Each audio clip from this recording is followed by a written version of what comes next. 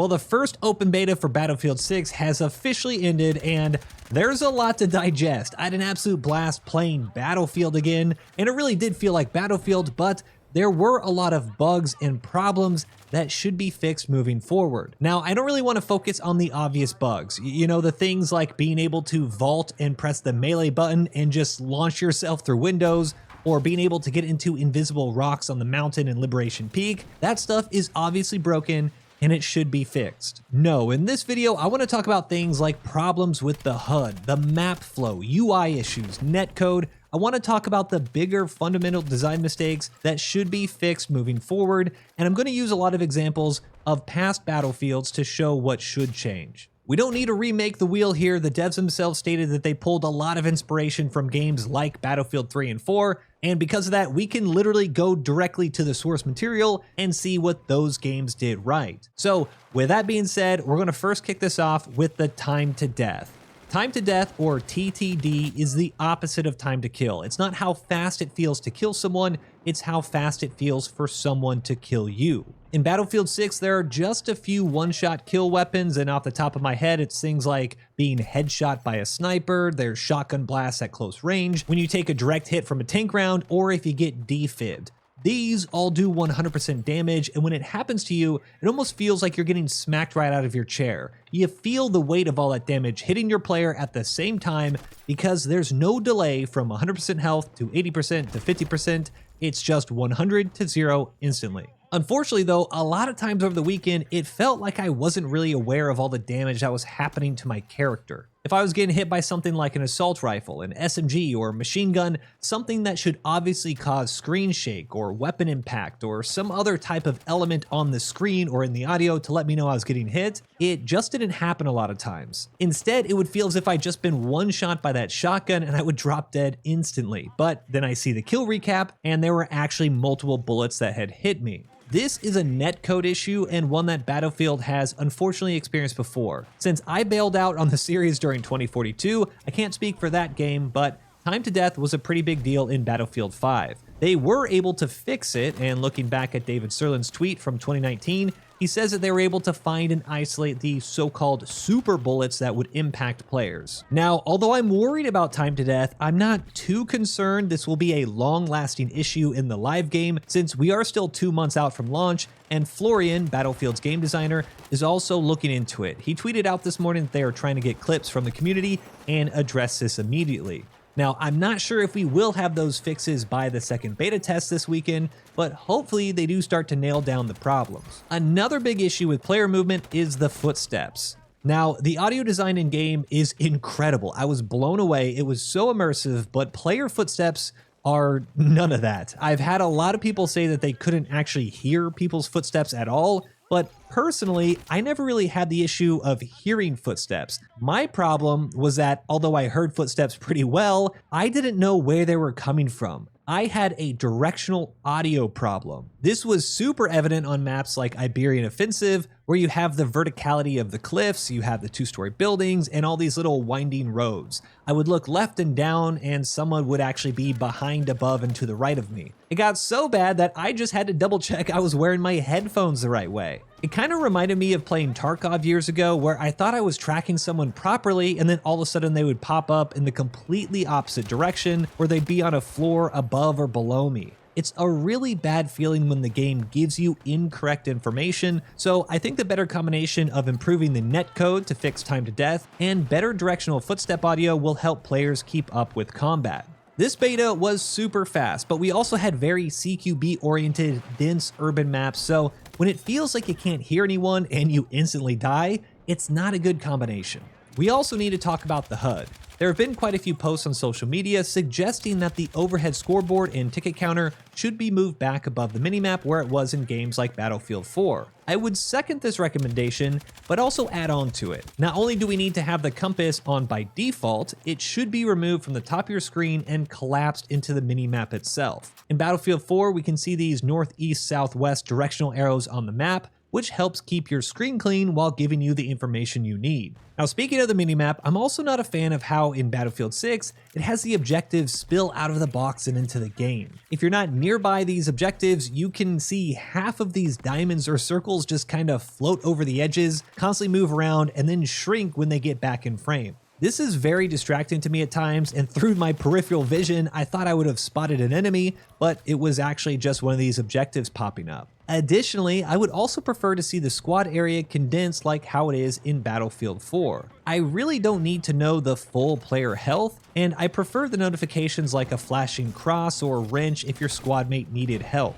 Just give me a basic prompt and I can respond. There's no need to let me know that they have 20% or 40% health. By removing these health bars, reducing the size of the text, and collapsing all this space between each player, we then have room to slide the class abilities back to where the field upgrades used to be. In Battlefield 6, this is just a giant button on your screen that doesn't really give you any information on what your previous unlocks were. You have a box of what you're currently trying to unlock, there's some XP nearby, and then you have these little dots telling you which stage you're at. I guess technically it does give you the information, but it's a little confusing and convoluted, especially if you don't really know what class or spec you have equipped. If we take the upgrade path for Recon, for example, the first stage will allow you to have quieter takedowns and movement. The second stage will allow you to spot nearby enemy gadgets, and then the final stage will remove the spot on yourself by going prone, and you can call in a UAV. However, in Battlefield 6, when you unlock that UAV at the final stage, this is all that you see from this ability button for the rest of the game. If we took Battlefield 4's example and we added back some type of progression bar with icons of the stages you've unlocked, that would keep players informed on the abilities they have and what they can do while also making better use of your screen space. We're already looking down here for minimap and squad information, so give us that field upgrade, specialization, ability information there as well, and our eyes only have to move once.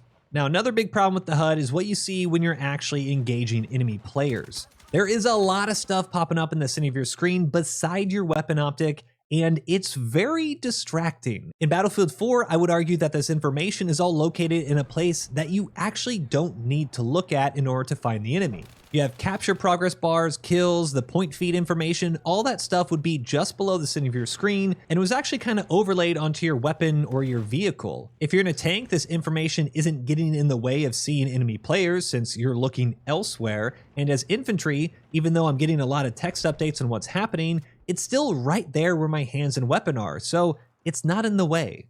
And just as importantly, the information you do receive is actually broken down in a way that's easy to understand. Here I get 20 points of a squad suppression assist, I got 50 points for a squad spot bonus, and I got 400 points for capturing the objective. This all added up to the larger number, 510. In Battlefield 6, you just get the numbers and box text without breakdowns, which kind of confuses people since some of these numbers aren't even intuitive. When you shoot at an enemy, the damage you do to them will pop up to the left of your crosshair, but when it comes to things like vehicle damage, this split between damage and points is really confusing. If you do any damage to a vehicle, it will award you a flat 25 points for vehicle damage. Here we can see that despite doing over 200 damage to this vehicle, the way that this is presented on screen makes it feel like I did far less. The game makes you think you only did 25 damage because the information is not clear. Furthermore, you can't even make educated guesses like maybe you got 25 points for doing 25 damage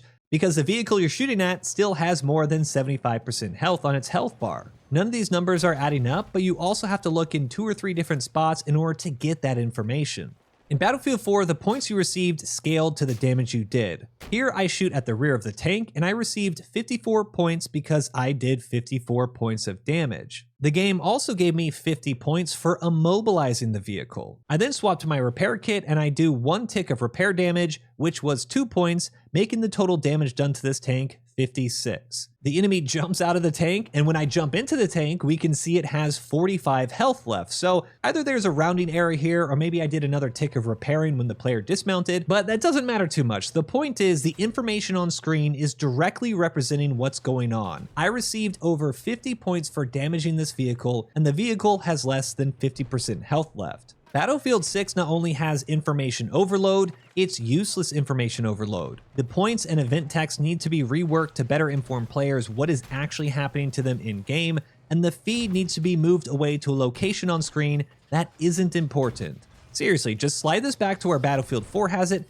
and it's perfect. And that brings us to another point. One thing I haven't seen talked about at all is this. What is that? Are these the ribbons? Like, this little tiny grayed out thing is a ribbon that I'm supposed to be excited about?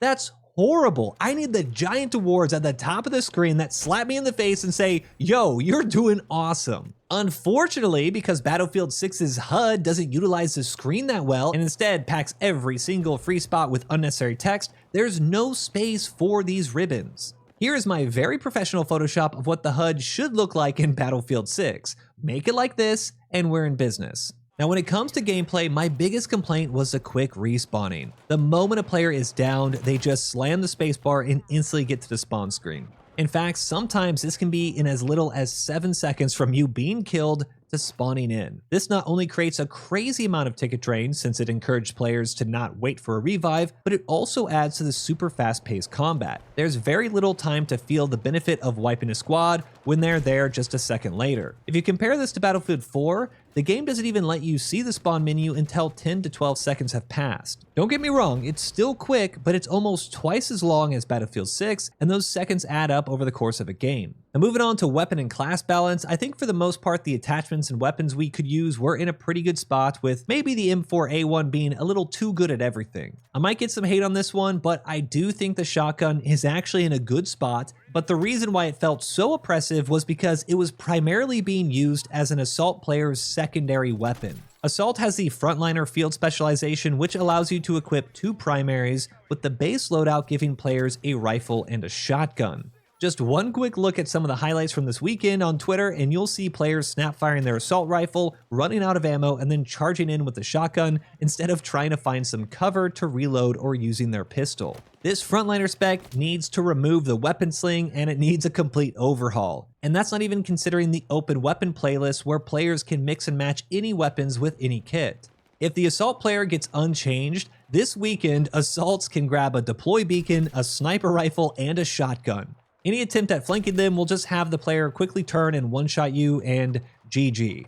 This thing is absolutely broken and should be reworked. Now, another class that has broken gadgets is the Engineer. I love the Engineer, but there's no reason we should be able to use both launchers. In past games, you had to choose between anti-tank or anti-air, not both. Being able to use both the RPG and the Stinger in Battlefield 6 completely removes any type of infantry vehicle counterplay. Vehicle players will always be at a disadvantage since engineers can always counter them. It really dumbs down the class too. While playing Battlefield 4 on Firestorm here, I selected the RPG so I could kill tanks and just kind of accepted that I could get farmed by helicopters. To me, it was far more beneficial to remove tanks from the capture points and hope that other players would deal with the air threats. Battlefield 6 should not be making players super soldiers that can deal with every single threat. It's far more rewarding to limit what players can do, and it also forces them to make fun choices. This creates really good gameplay. Case in point, one of the main reasons I prefer the RPG instead of the guided anti-tank launchers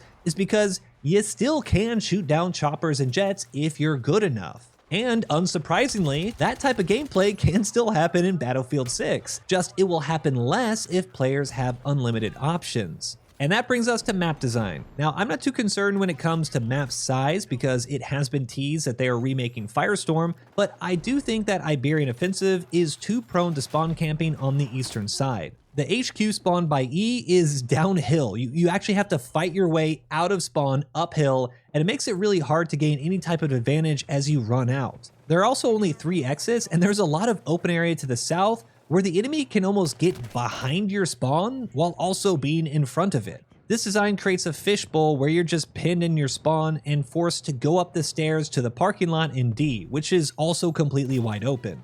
Personally, I would like to see this HQ shifted a bit, once again using some high quality Photoshop here, and this would help infantry flow out a bit more naturally into the objectives, as well as preventing players the ability to simply rush in and safely camp the exits. And while we're talking spawns, there's something really weird about the spawning system that I can't quite figure out how to address, but it's reminding me of the spawning system whenever you play Domination in Call of Duty. If you're trying to spawn in on an objective in Battlefield 6, you frequently get placed so far away that you get caught out by players rotating to the objective that you wanted to spawn on. This makes what was supposed to be a safe spawn into you dying almost immediately, and on top of that, you're also nowhere near the point you were trying to get to in the first place. I really think they should go back towards the Battlefield 4 routes of spawns and put players almost on the edge of the cap so they can contest objectives quicker, but also so they don't get killed because the game decided 300 meters away was the best place to put them. The further away you get from these objectives, the more opportunity you have to be put into a bad position that an enemy player can take advantage of.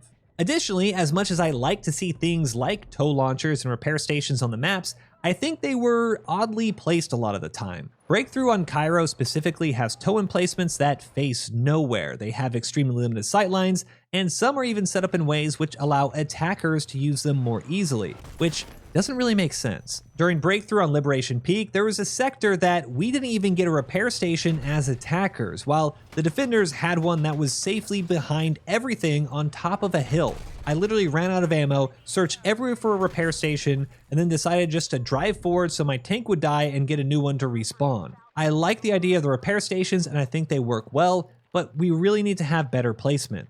Now, another problem I've had with vehicles is that we aren't being notified when things are happening to the vehicle. There is an immobilization mechanic in the game which happens when a lot of damage is done to the tracks of that vehicle, and it also might happen when the engine is hit, but I can't confirm that one. But there's nothing on screen that tells you that you have been immobilized. You just kind of sit there not being able to move and wondering why. Oftentimes, I thought I was stuck on a rock or something, but then realized I had been immobilized. In Battlefield 4, we get a giant immobilized warning letting me know what happened and what I need to do to fix it. I'm more than happy being punished for good anti-tank players hitting the weak points, but just give me the information for when it happens. Additionally, for tanks, anti-armor rounds don't seem to be working properly. They do about the same amount of damage as multi-purpose rounds do to vehicles, or if they do more, it's such a minimal increase that I'd rather just keep the multi-purpose loaded so I can kill infantry better. Something weird is going on with these anti-armor rounds and they need to fix it. Allow tankers the ability to make smart decisions with their round type and we'll have way better vehicle fights. And finally, of course, the lack of server browser. Now, I'm not going to beat a dead horse on this one. We all have asked for it. We've all talked about it. And we all know it doesn't have a server browser. And supposedly we're going to be able to test out the new Portal server system soon, but matchmaking over and over again sucked. I just have to say it. I spent 2 to 3 hours playing only as defenders on Breakthrough, and the absolute best way to kill player hype and momentum is to play the exact same map over and over again after you just spent 20 to 30 minutes playing it. Give us dedicated servers with map rotations so we can have different experiences every game. Dedicated servers will also allow us to link up with friends and play together when we have more than just 3 people. At the moment, you kind of have to limit yourself to 4 people, and you can't play with more since they'll just be match made in a separate server. Also, when did the industry just remove team swapping? It's so annoying being loaded to the same faction on the same side of the map over and over again. Sometimes I want to play the other faction. Please let me team swap. Please let me have dedicated servers. Please let me choose my experience. And that's about all of my complaints. I think they do need to fix quite a bit, but that really didn't take away from the overall experience I had in Battlefield 6. I absolutely love the beta. I think it's an incredible spot right now, and I think they have a lot to work with for the next 2 months. If they had to fix one thing, it would be the netcode, and the second would be the server browser.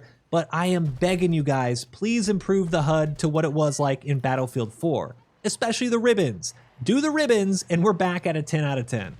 But what do you guys think? Did you have fun during the beta? Do you agree with these changes? Did I miss anything? Let me know down in the comments below, and if you liked the video, give it a thumbs up and subscribe for more. But that's it for me. Until next time, peace.